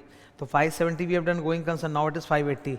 बहुत अच्छे से बताऊंगा, सारे कंसेप्ट्स बताऊंगा, बस ध्यान से सुनते रहना। ओके जब हम लोग क्लाइंट के साथ काम शुरू करते हैं eight the beginning of the audit, तब हम क्लाइंट के साथ एक एंगेजमेंट लेटर साइन करते हैं अंडर SA 210 एक एंगेजमेंट लेटर साइन करते हैं। उस एंगेजमेंट लेटर में हम लोग अपनी रिस्पॉन्सिबिलिटीज़ भी लिखते हैं और मैनेजमेंट की रिस्पॉन्सिबिलिटीज़ भी लिखवाते हैं। This engagement letter is signed at the beginning of the audit. Now at the end of the audit, at the time of issuing audit report, हम लोग एक नया लेटर उनसे लिखवाते हैं जिसको बोला जाता है रिटन रिप्रेजेंटेशन। ठीक है, तो eight the end of the audit, before issuing audit report, हम लोग फिर से उनसे रिटन रिप्रेजेंटेशन लिखवा के लेते हैं। इसमें फिर से उनकी रिस्पॉन्सिबिलिटी लिखवाते हैं कि आप लोगों ने अपनी रिस्पॉन्सिबिलिटी निभाई है। Somebody would argue sir why, आपने तो बिगिनिंग में लेटर में लिखवा ही लिया था रिस्पॉन्सिबिलिटी एंगेजमेंट लेटर में, तो अभी आप वापस से रिटन रिप्रेजेंटेशन में रिस्पॉन्सिबिलिटी क्यों लिखवा रहे हो? रीकन्फर्म कराने के लिए। क्या कराने के लिए? रीकन्फर्म। बिगिनिंग में भी बता दिया, एंड में वापस से रीकन्फर्म करो कि तुम लोग मेरे से छुपाया नहीं है। तुम लोगों ने 2 ही चीज होता है मेन, कि you guys, you management, you have prepared proper financial statement as per FRF, and number 2, you have disclosed everything to me the auditor and also in the financial statements. तो उनसे वापस से रिकन्फर्म कराते हैं। ठीक है, written representation का जो भी कंटेंट होता है वो हम लोग बना के उनको दे देते हैं, फिर वो कंपनी के लेटर पे बनाते हैं from the CEO CFO to the auditor. ठीक है, मैनेजमेंट रिटन रिप्रेजेंटेशन साइन कौन करेगा? वो लोग हम लोग को दे रहे हैं साइन करके टेक्निकली। ठीक है, कंपनी के लेटर पे बनता है to the auditor from the CEO CFO। तो मैं रिटन रिप्रेजेंटेशन किससे लेता हूं? याद करने के लिए बोलेंगे रणबीर कपूर से लेता हूं। RK, persons who are responsible for preparation of FS and persons who have knowledge of the matters contained therein, उनसे मैं लिखा के लेता हूं। ये 2-3 बार आने वाला है अंदर, तो याद करो। From whom you will take written representation? Ranbir Kapoor, RK, responsibility, knowledge. The person who has the responsibility for preparation of FS and the person who has knowledge of the matters contained therein, उनसे लिखा के लूंगा। It is printed on company's letterhead, signed by CEO CFO, given to me, मुझे दे दिया जाता है। ठीक है, अब इधर मेन कंटेंट क्या होता है वो फिर से बता देता हूँ। मेन कंटेंट नंबर 1 वही होता है, that management has fulfilled it's responsibilities. Which one? Number 1, they have prepared FS as per FRF, and number 2, they have provided all information to the auditor and in the FS. इसके अलावा अगर मैं कोई specific मुद्दों पे, specific assertion पे उनसे लिखवा के लेना चाहता हूं तो ले सकता हूं। ठीक है, आ जाते हैं अब यहाँ पे बुक में। अब यहाँ से रिवाइज करते हैं। सबसे पहले आपको ये क्लियर होना चाहिए, मैनेजमेंट अगर मुझे कुछ लिख के दे देगी तो उससे मेरी जिम्मेदारी कम नहीं होती। Written representation does not reduce my responsibilities. मुझे अपने सारे ऑडिट प्रोसीजर करने हैं, सारे ऑडिट एविडेंस गैदर करने हैं, जो जो मुझे करना है वो मुझे करना है। उनका दिया हुआ रिटन रिप्रेजेंटेशन एक एक्स्ट्रा आइटम है, मेरे लिए एक एक्स्ट्रा एविडेंस है। तो first point clear, written representation is not SAAE, it is only a corroborative evidence, मतलब सपोर्टिंग एविडेंस है एक्स्ट्रा। मुझे जो जो SAE ऑब्टेन करना है मैं तो करूंगा ही, इनके लिख के देने से मेरा फर्क। जैसे am I supposed to do stock count? Yes sir. तो वो अगर मुझे लिख के दे दे कि आपको जरूरत नहीं, हमने देख लिया सही है, तो मैं मान जाऊंगा क्या? कतई नहीं। मुझे जो करना है तो मैं करना ही है। ठीक है, डिफाइन, ये डेफिनेशन बहुत पूछते हैं वो लोग छोटे क्लास में। Define written representation. It is a written statement provided by the management to the auditor to CS, company secretary, CS, to confirm certain matters, to support other evidence. तो confirm certain matters and support, corroborate other evidence. Written representation do not include financial statements, books of accounts. Okay, किससे लूंगा written representation? Ranbir Kapoor से। Responsibility for preparation of efforts and knowledge of the matters contained therein. अब यही management की responsibility थोड़ी detail में लिखी हुई है, ठीक है। इधर देखो, पहली रिस्पॉन्सिबिलिटी मैनेजमेंट की क्या है? Preparation of FS. हम तो ऑलरेडी उनसे ये रिस्पॉन्सिबिलिटी एंगेजमेंट लेटर में दिखा लेते हैं, अभी वापस क्यों लिखा रहे हैं? रिकन्फर्म करा रहे हैं, रिकन्फर्म करा रहे हैं, ठीक है। Number 2, knowledge of the FR process. Generally Ranbir Kapoor को नॉलेज होती है, एफआर सीईओ सीएफओ को होती है। However they will also inquire and take help from the accounts department of the company and experts like actuary, legal counsel, internal auditor इत्यादि। Written representation की जो language होती है वो क्वालिफाइंग लैंग्वेज होती है, मतलब वो लोग मुझे लिख के ऐसा देते हैं, according to the best of our knowledge and belief and having made such inquiries. इस तरह की भाषा वो लिख के देते हैं, मैं दिखा रहा हूं। ये है रिटन रिप्रेजेंटेशन। ये सीईओ सीएफओ ने ऑडिटर को लिख के दिया, देखो कैसे लिख के दिया है, we confirm that to the best of our knowledge and belief and having made such inquiries. इसको बोलते हैं क्वालिफाइंग लैंग्वेज, मतलब आप क्लियर नहीं बोल रहे हो कि यही होगा, बोलते हैं हमें जितना पता है उतना ही है। तो ये थोड़ा क्वालिफाइंग लैंग्वेज है। जैसे सोच के देखो ना, घर पहुंचे, मम्मी पापा पूछे भाई बेटा एग्जाम कैसा गया, तूने बोला जितना मैंने किया है मेरे हिसाब से तो मुझे पास हो जाना चाहिए। ये क्वालिफाइंग लैंग्वेज है। तुम ये बोल सकते थे ना पक्का पास होंगे, मिठाई तैयार रखो, that is like absolute chance. पर नहीं, तुमने बोला जितना मुझे पता था मेरे हिसाब से तो मैंने एकदम बेस्ट किया, हो जाए to the best of my knowledge and belief and to the best of my capabilities I should pass. अरे भाई, best of your capabilities not best, no, ICI का बेस्ट होना चाहिए, तुम्हारा बेस्ट से मतलब नहीं है। आईसीआई के हिसाब से बेंचमार्क जो है तुमको वो क्रॉस करना पड़ेगा, तब तुम पास होगे, ठीक है। तो इस तरह की लैंग्वेज ये लोग लिख के दे रहे हैं, क्या ये एक्सेप्टेबल है? हाँ, अगर देने वाला रणबीर कपूर है तो ये लैंग्वेज एक्सेप्टेबल है। ऑफ कोर्स ये लैंग्वेज एक्सेप्टेबल है, तभी तो इलस्ट्रेशन में लिखा हुआ है। क्या ये लैंग्वेज हम एक्सेप्ट कर सकते हैं? ब्लू हाइलाइटर पढ़ो, it is reasonable for the auditor to accept such a wording made by those who have आरके रिस्पॉन्सिबिलिटी एंड नॉलेज। सेकंड, तुम लोग ने अपनी दूसरी जिम्मेदारी निभाई है, मेरे साथ कोऑपरेट किया, मुझे सारा इंफॉर्मेशन दिया और एफएस में डिस्क्लोज किया है। रिटन रिप्रेजेंटेशन जरूरी क्यों है? इसके दो कारण हैं। Why written representation about the responsibility is necessary? Read the question. Why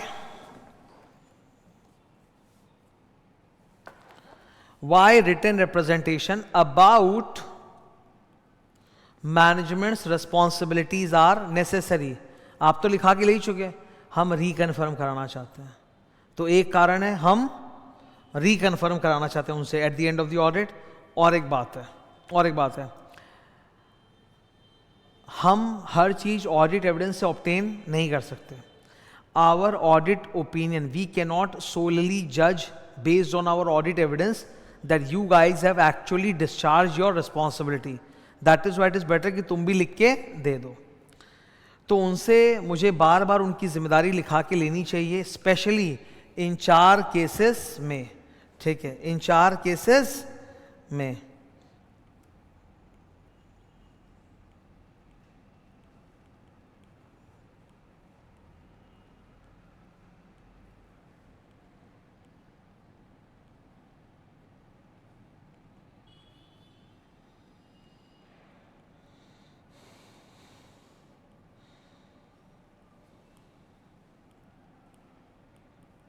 MCPC not BC, ठीक है।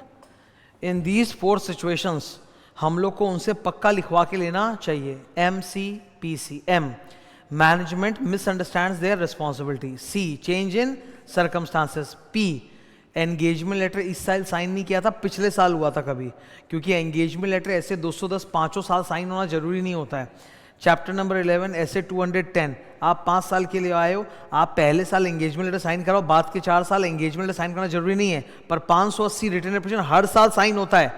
तो अगर एंगेजमेंट लेटर पहले कभी साइन हुआ तो याद दिलाओ इनको बैठ के, ठीक है। And C change in board of directors, मतलब एंगेजमेंट लेटर साइन किसी और ने किया था और आज ये रिटन रिप्रेजेंटेशन कोई और साइन कर रहा है, ठीक है। तो वापस से मुझे साइन कराना जरूरी है।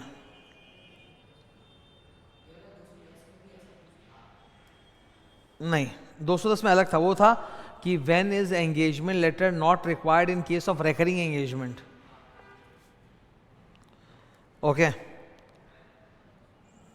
हाँ ये रहा यार, ये ना बड़ा एक हॉट टॉपिक है, date of representation, period of representation, form of representation, बड़ा ही इंपॉर्टेंट है।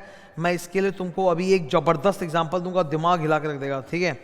सबसे पहले रिटन रिप्रेजेंटेशन के अंदर हम लोग एक चीज लिखवाते हैं, रीड नंबर 4, हम लोग मैनेजमेंट से लिखवाते हैं that they have identified and disclosed all subsequent events as per ऐसे 560, जिसको एडजस्ट करना था एडजस्ट, जिसको नॉन एडजस्ट था उसको डिस्क्लोज, ठीक है। अब आप सोचो, the date of the written representation should be close to the date of audit report as near as practicable, क्योंकि audit report suppose financial year end 31 मार्च है, ऑडिट रिपोर्ट 31 जुलाई है, और अगर तुम 31 मई को इनसे साइन करा के ले लोगे तब तो ये लोग सिर्फ 2 महीने का कंफर्म करेंगे ना कि अप्रैल मई में जो इवेंट हुआ था हमने कंसिडर किया है। व्हाट अबाउट जून जुलाई?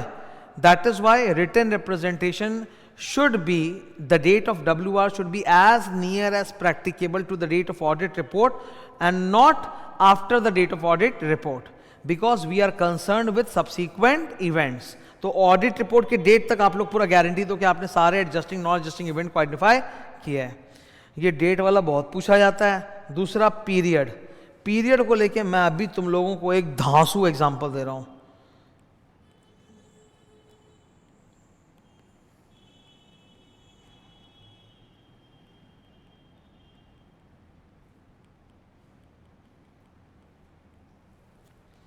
ठीक है, आईपीओ, ये एक्चुअली ये फाइनल में इसके ऊपर उन्होंने क्वेश्चन सेट कर दिया है, ठीक है, तो तुम्हारे भी पता नहीं आएगा इसलिए मैंने ये एग्जांपल दे दिया, ठीक है। पढ़ाते वक्त ये एग्जांपल दिया नहीं था मैंने, ये नया एग्जांपल है, सुनो। आईपीओ में कंपनी प्रोस्पेक्टस बांटती है, तो प्रोस्पेक्टस के अंदर 3 फाइनेंशियल ईयर्स के एफएस डालने पड़ते हैं, और जो कंपनी का ऑडिटर होता है वो 3 फाइनेंशियल ईयर्स के ऊपर अपनी रिपोर्ट देता है, ठीक है, ऐसा होता है 3 के ऊपर। तो बोलता है we will obtain written representation from the management for each period, each financial year that is covered in our report. तो IPO prospectus में our audit report covers 3 financial years, तो we will take written representation from 3 financial years. अब मान लो management हमसे बहस करे, management बोलती है जी हम तो करंट ईयर में आए हैं, पिछले 2 साल तो कोई और मैनेजमेंट था, हम बोले उससे फर्क नहीं पड़ता, that does not reduce your responsibility for FS, तो आपको तो 3 साल का मेरे को रिटन रिप्रेजेंटेशन देना पड़ेगा ही पड़ेगा, ठीक है। Third, form of the written representation, it is always in the form of a letter, it is always in the form of a letter. Sir ये बात क्यों उठ रही है मैं बता देता हूँ। As per SA 210, एंगेजमेंट का जो टर्म्स एंड कंडीशन है वो लेटर के फॉर्म में भी हो सकता है या अदर सूटेबल एग्रीमेंट के फॉर्म में भी हो सकता है, मतलब एंगेजमेंट लेटर और engagement MOU, memorandum of understanding, पर written representation it is always in the form of a letter address to the auditor. अब मेन कंटेंट क्या होता है रिटन रिप्रेजेंटेशन का कि मैनेजमेंट अपनी रिस्पॉन्सिबिलिटी एक्नॉलेज कर रही है। तो सुनो, अमेरिका में ये नियम है, वहाँ पे सर्वेलेंस ऑक्सले एक्ट की वजह से फॉर्म 10K 10Q आ गया था, जहाँ पर CEO CFO लोग लिख के अपनी रिस्पॉन्सिबिलिटी देते हैं, वो फाइल होता है वहाँ SEC के पास, अमेरिका का सेबी सिक्योरिटी एक्सचेंज कमीशन, और वेबसाइट पे चढ़ा देते हैं। तो अमेरिका में CEO CFO अपनी जिम्मेदारी के बारे में लिख के सीधा वेबसाइट पर पब्लिकली चढ़ा देते हैं, तो फिर उसके ऊपर मुझे रिटन रिप्रेजेंटेशन लेने की जरूरत नहीं है, ठीक है। तो अगर लॉ में ऐसा कुछ है तो वही चलेगा, उस फिर रिस्पॉन्सिबिलिटी को मुझे रिटन रिप्रेजेंटेशन में इंक्लूड करने की जरूरत नहीं है। I have doubt over the reliability of these people, ये एकदम चोर चोट्टे लोग हैं मैनेजमेंट, मुझे इन पे डाउट हो रहा है, इनके रिटन रिप्रेजेंटेशन पे डाउट हो रहा है। तो ऐसे केसेस में मैं क्या करूंगा, disclaimer of opinion, management refuse कर रहा है, ठीक है,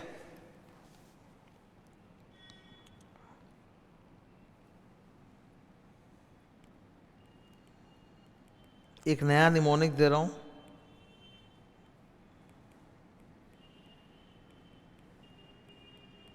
मैनेजमेंट इज डर्टी,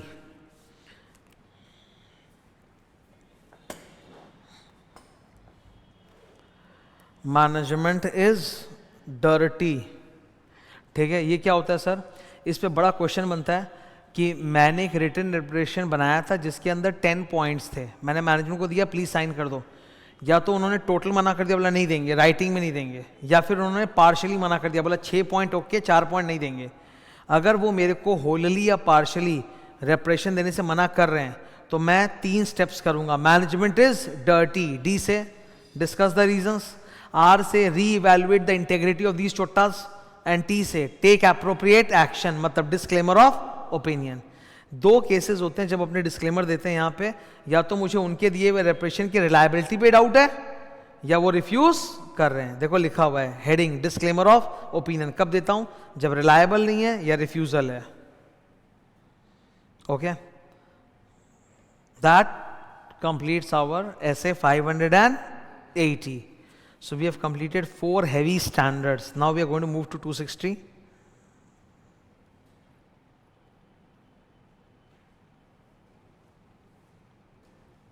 ठीक है, 260 को पढ़ने के लिए सबसे पहले हम लोग कॉपी में जाएंगे। ओके, स्टार्ट करते हैं। essay 260 कम्युनिकेशन विद दोस्त चार्ज विद गवर्नेंस।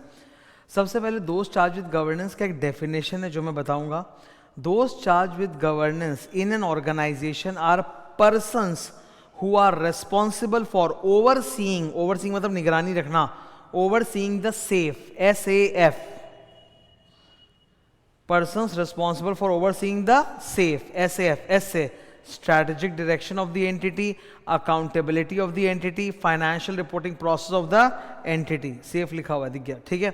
अब एग्जाम में एक बार क्वेश्चन आया कि ये तो हम सबको पता है, it is the duty of the auditor to identify in the client की इस क्लाइंट में कौन कौन सेफ है, मतलब कौन कौन TCWG है, it is the duty of the auditor. तो बोला कि एक्सप्लेन करो कौन कौन होता है, तो उसका आंसर ये रहा, कॉपी में लिखा है। Listed companies and specified companies में मैं बता देता हूं, listed company 10, 100, 50, public company having paid up capital 10 crore या फिर टर्नओवर 100 करोड़ या फिर बोरोइंग्स 50 करोड़, ऐसी कंपनियों में ऑडिट कमेटी होती है। What is audit committee? Board of directors में से आप 3-4 इंडिपेंडेंट डायरेक्टर्स को लेकर कमेटी बनाते हो तो इसको बोलते हैं ऑडिट कमेटी, तो दैट इज TCWG। बाकी कंपनीज में कौन होता है? Board of directors. German companies में एक सुपरवाइजरी बोर्ड होता है, वहां 2 बोर्ड ऑफ डायरेक्टर्स होते हैं, मैनेजरियल बोर्ड, सुपरवाइजरी बोर्ड। तो supervisory board is TCWG। Proprietorship में प्रोप्राइटर होता है, ट्रस्ट में ट्रस्टीज होता है, स्मॉल एंटिटीज में जो ओनर मैनेजर है वही है, और कौन? एंड लास्ट अदर केसेस में MC, मैनेजमेंट कमिटी और इक्विवेलेंट। तो दिस इज TCWG। अब ये पूरा जो टॉपिक है ये किस मुद्दे पे, मैं कंसेप्ट वाइज बताता हूँ फिर अंदर में जाएंगे, ठीक है। I am the auditor, I am the बाहर वाला इन द कंपनी। मैं आया हूँ कंपनी में, मेरी ऑडिट रिस्क बेस्ड होती है। कहने का मतलब है मैं कंपनी के फाइनेंशियल स्टेटमेंट में सारे रिस्क की आइटम्स ढूंढता हूँ और उसमें मैं ज़्यादा मेहनत करता हूँ। तो मैंने अपनी तरफ से एक ऑडिट स्ट्रैटेजी, ऑडिट प्लान बनाया, रैप किया और रिस्क आइडेंटिफाई किया। मुझे लगता है कि कंपनी में 10 ऐसे एरियाज हैं जहाँ रिस्क हाई है और मैं उसको ज़्यादा चेक करना चाहता हूँ।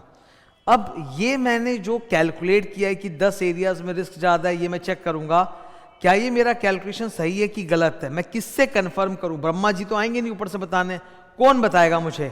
TCWG। मैं क्लाइंट के साथ अब जाके एक ओवरऑल अपनी स्ट्रैटेजी और प्लान शेयर करूंगा, डिटेल प्लान नहीं, ओवरऑल प्लान शेयर करूंगा, जहां बताऊंगा कि sir we have identified 10 risky areas in the company, do you know any more areas? तो वो बताएंगे हाँ 2 और है, 11 और 12 वो भी डाल लो। तो ये मेन है कि हम लोग एक दूसरे को सपोर्ट करेंगे। देखो TCWG का काम है फाइनेंशियल रिपोर्टिंग प्रोसेस को ओवरसी करना, कंपनी में फ्रॉड एरर सब ढूंढना, और एग्जैक्टली वही करने तो हम भी आए हैं। तो हम लोग दोनों एक दूसरे को हेल्प कर सकते हैं। आई कैन हेल्प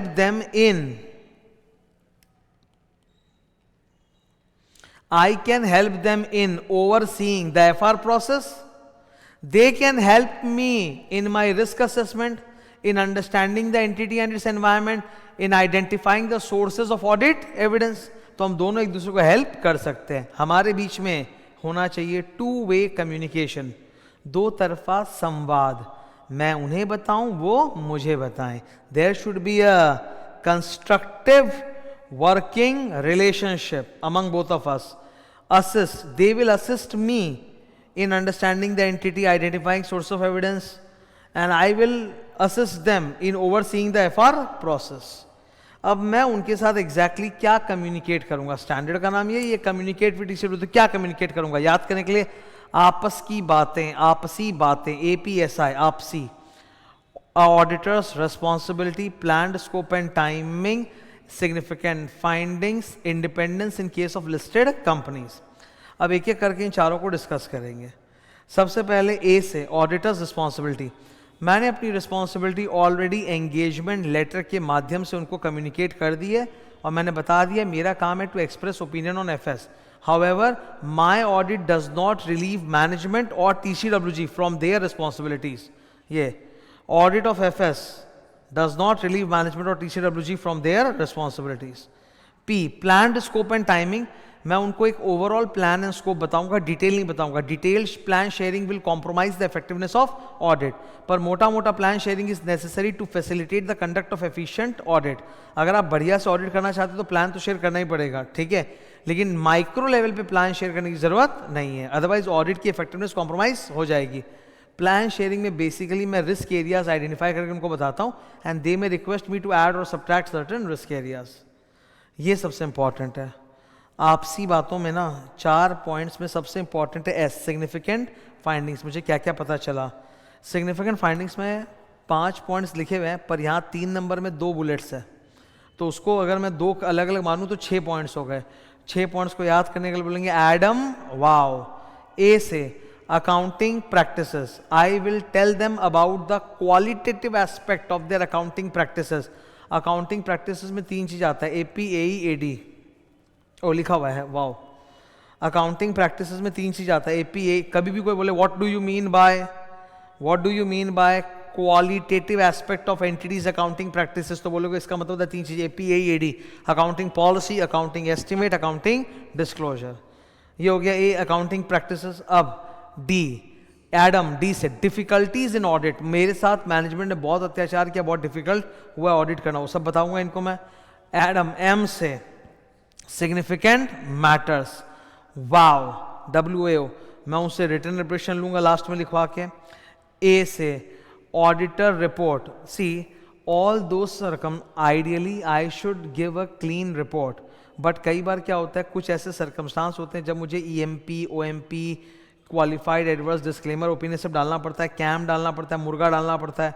तो I will tell them in advance about the circumstances which will change the nature of my audit report. O से अदर सिग्निफिकेंट मैटर्स, उनको डिस्कस करूंगा. तो मुझे उनके साथ क्या डिस्कस करना है सिग्निफिकेंट फाइंडिंग्स में, Adam wow, accounting practices, difficulties during audit, matters which are significant in audit, wow, written representation का रिक्वेस्ट. ए से audit report gets affected due to certain circumstances, and ओ से other points which will help them in overseeing the FR process. Independence का communication listed company में होता है. Listed company में क्या होता है, हम लोग को पूरा कम्युनिकेट करना पड़ता है इन डिटेल राइटिंग में. We have to give a written statement that engagement team, CA partner, audit firm, all the network firms, we are independent of the client. हमें अगर कोई threats to independence मिले भी हैं तो we have applied appropriate safeguards to reduce the threat. हम लोग को यहाँ फीस भी बताना पड़ता है कि हमारी फर्म और हमारे नेटवर्क फर्म आपको जो भी सर्विसेज देते हैं उसमें ऑडिट फीस कितना मिलता है और नॉन ऑडिट फीस कितना मिलता है. सपोज ऑडिट के अलावा कुछ और भी कंसल्टेंसी काम करते हैं तो वो फीस कितना मिलता है, पूरा डिस्क्लोज किया जाता है. Communication process, what shall be the form, timing and content of communication. Form of communication can be oral or writing, but whatever oral communication happens, it should ultimately be reduced to writing. Timing of communication on a timely basis, and content में तो आपसी बातें. आप जो भी उनके साथ communication करोगे, it should be oral, it should be documented. किसके साथ किया था, कब किया था, by when and to whom. किसके साथ किया था, communicate कब किया था, MCQ में पूछ सकते हैं, ठीक है. And whatever communication has happened with TCWG, it shall be documented. Okay, audit file का हिस्सा बनेगा वो. Okay, now we are moving on to the last chapter, last standard of this chapter, SA 265. ठीक है, बड़ा सुंदर स्टैंडर्ड है. मैं पहले कॉपी से बता दूंगा, फिर यहाँ जाएंगे बुक में डिटेल में. अच्छा स्टैंडर्ड है, इंटरमीडिएट के लिए बहुत हॉट स्टैंडर्ड है ये. SA 265. नाम क्या है, कम्युनिकेटिंग सिग्निफिकेंट डेफिशिएंसीज इन इंटरनल कंट्रोल. मैं चार्टर्ड अकाउंटेंट हूँ, मैं ऑडिटर हूँ, मैं तो आया हूँ FS के ऊपर ओपिनियन देने के लिए. पर एफएस के ऊपर ओपिनियन देने के लिए मुझे रैप फैप करना पड़ेगा। तो during my risk assessment process हम लोग टीओसी करते हैं, टेस्ट ऑफ कंट्रोल्स, तो उससे हमें कंट्रोल्स में डेफिशिएंसीज पता चलेंगे। अगर मुझे कंट्रोल्स में सिग्निफिकेंट डेफिशिएंसी मिल रहा है, सिग्निफिकेंट मतलब बहुत ही गंभीर है जिस पे तुरंत एक्शन लेना चाहिए, अगर मुझे if I am encountering significant deficiencies in control I must report it to the management and TCWG कि भाई इसको ठीक कर दो आप लोग, ठीक है। इस पूरे चीज़ का पर्पस क्या है? इसका पर्पस ये कि कल को मेरे ऊपर शेयर होल्डर्स अगर आरोप लगाएं, नाफरा आरोप लगाएं, तो मैं तो बोल दूंगा कि देखो मेरी गलती नहीं है, मुझे ये इंटरनल कंट्रोल डेफिशिएंसी मिली थी ड्यूरिंग ऑडिट, मैंने राइटिंग में इनको लेटर देके कम्युनिकेट भी किया था, बोला भी था इससे ये पोटेंशियल इंपैक्ट हो रहा है, डैमेज हो रहा है, ठीक करो। अब ये लोग ठीक नहीं है तो इनको पकड़ो, ठीक है। तो इससे basically I am protected from my legal liability, कि मेरे ऊपर कोई ये नहीं बोलेगा कि आप तो नेग्लिजेंट हो, आपको पता था तो आपने बताया क्यों नहीं। अरे हमने बताया, we gave a letter of weakness. ये देखो चार्टर्ड अकाउंटेंट जब रैप करता है तो इंटरनल कंट्रोल चेक करता है, उसको उसमें डेफिशिएंसीज मिली, वो लेटर बना के दे देगा। किसको दे देगा? दोनों को दे देगा। सबसे पहले किसको देगा? First TCWG, second management, okay. जो लेटर हम बना के देते हैं उसके 3 नाम चलते हैं। आप बोल सकते हो letter of weakness, weakness in what? Weakness in internal control. दूसरा you can call it management letter, and तीसरा you can call it flash report. ये कब देना है आपको? एंड ऑफ द ऑडिट नहीं, जैसे ही आपको डेफिशिएंसी मिली, as soon as possible, timely basis, ठीक है। What do you mean by deficiency in control? Sir it means that या तो इंटरनल कंट्रोल बेकार है या है ही नहीं। इंटरनल कंट्रोल इज इनइफेक्टिव, मतलब है पर वर्क नहीं कर रहा, बेकार है, उससे रिस्क कम नहीं हो रहा है। और दूसरा इंटरनल कंट्रोल है ही नहीं, is missing. What's a significant deficiency? ये डेफिनेशन याद करना पड़ेगा। अ सिंगल डेफिशिएंसी और a combination of deficiencies which in auditor's professional judgment is of such significance that it requires immediate attention of management and it should be rectified, ठीक है, that is significant deficiency। तो मेरी यहाँ जिम्मेदारी क्या है? जो जो डेफिशिएंसीज मिलेगी मैं उनको बताते जाऊंगा, ठीक है। सिग्निफिकेंट डेफिशिएंसी डिपेंड्स ऑन, ये 3 डायलॉग है। Number 1, not only that a misstatement has awkward but also that it may occur. भाई जरूरी नहीं कि मिस स्टेटमेंट हो गया, हो सकता है ना फ्यूचर में, तो बता दो, वो भी सिग्निफिकेंट डेफिशिएंसी है। जरूरी नहीं कि जो डेफिशिएंसीज हमें मिल रहे हैं वो आज ही हमें एमएमएस करवा देंगे। हो सकता है कि कोई कंट्रोल का डेफिशिएंसी जिससे आज एमएमएस नहीं हुआ पर भविष्य में हो सकता है। Not only where a misstatement has actually occurred but also that the misstatement may occur in future, the likelihood of occurrence in future, and also the potential magnitude of the misstatement, कि जब होगा तो बवाल होगा, ठीक है। sometimes individual deficiency significant होता है, sometimes combined होके deficient होता है। communication of significant, ये important है बहुत, ये portion महा important है, और ये portion महा important है जो अगले पेज तक जा रहा है, ठीक है। सबसे पहले मैं deficiencies किसको बताऊंगा? नंबर 1 TCWG, नंबर 2 फिर मैं मैनेजमेंट को बताऊंगा। मैनेजमेंट को मैं 2 केसेस में बताऊंगा। Number 1 first point significant deficiency है, सेकंड पॉइंट अदर डेफिशिएंसी है। ये देखो इधर, मैनेजमेंट को मैं क्या बताऊंगा? सिग्निफिकेंट डेफिशिएंसी, और क्या बताऊंगा? Other deficiency. सिग्निफिकेंट डेफिशिएंसी जो ऑलरेडी मैंने टीसीडब्ल्यूजी को बता दी है वो मैं इनको भी बता दूंगा, unless they management and TCWG is one and same in the company. अगर एक ही है मैनेजमेंट टीसीडब्ल्यूजी तब तो नहीं, वरना इनको भी बता दूंगा। और अदर डेफिशिएंसीज भी बता दूंगा जो मुझे लगता है किसी और ने इनको बताया नहीं होगा, पर जो इंपॉर्टेंट है, जिसको ठीक करना चाहिए। अब ये सबसे इंपॉर्टेंट है, when you are communicating the significant deficiency to the management, you should take care of the following points. Number 1, give a description of the deficiency and the potential impact of the deficiency. Number 2, give sufficient information to enable them to understand the context of this communication. कहने का तात्पर्य ये है, उनको बता दो कि मेरा काम इंटरनल कंट्रोल डेफिशिएंसी पे ओपिनियन देना नहीं है, मेरा काम एफएस पे ओपिनियन देना है। मुझे तो जो जो पता चले वो बस मैं एज अ वार्निंग आपको बता रहा हूँ, ठीक है। वरना इनको लगेगा कि यही मेरा काम है कि मैं सारे डेफिशिएंसी चुन के बताऊँगा, तो मैं इनको बताऊँगा मेरा काम एफएस पे ओपिनियन देना है। मैंने तो इंटरनल कंट्रोल टेस्ट किया as a part of my audit procedures, ताकि मैं सैप डिसाइड कर सकूँ कि how much substantive I have to do, but it is not my purpose to express opinion on controls. Third, I have my report to you is limited to the deficiencies which I have identified during the audit.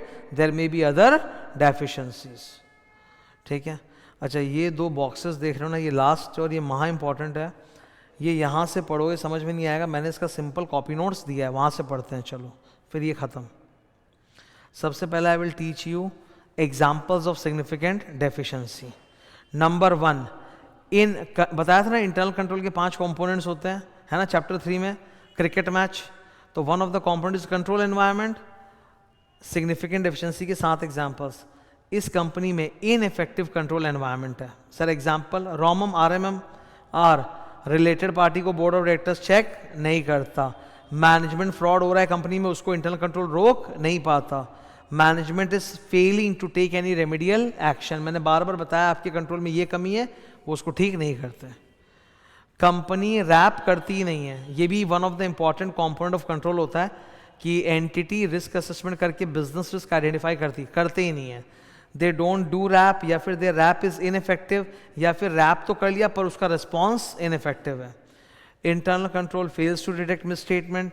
To many prior period items का मतलब ये कि आपके controls खराब हैं, वरना इतनी गलतियां कैसे हो सकती हैं. Last, management is not overseeing the FR process. तो पूरा गड़बड़ मचा हुआ है. ये था पहला सवाल. दूसरा सवाल, what are the factors that I will consider to decide whether a deficiency और a combination of deficiency is significant और नॉट. तो significance depends on these 8 factors. 4 बार एफ, 3 बार ई, 1 बार ओ. अगर डेफिशिएंसी ऐसा है जिससे फ्यूचर मिस स्टेटमेंट्स प्रिवेंट नहीं होंगे, हो सकते हैं बल्कि गड़बड़, फ्रॉड की चांसेस हाई हैं, एफआर प्रोसेस खराब है, उसमें अच्छे कंट्रोल्स नहीं है, या इस कंपनी में गड़बड़ियां बहुत फ्रीक्वेंटली हो रही हैं, मिस स्टेटमेंट डिवीजन बहुत बार बार हो रहा है. ठीक है. ट्रिपल ई, इस कंपनी के अकाउंटिंग एस्टिमेट्स काफ़ी कॉम्प्लेक्स और सब्जेक्टिव है. Exposure to deficiency in the FS items, exposure to deficiency due to change in volume of the business, and lastly other deficiencies in combination. Okay, ये आ सकता है exam में आया हुआ है, इसीलिए यहाँ से पढ़ लो तो बेटर रहेगा. Okay, this completes our revision of chapter 7. Thank you.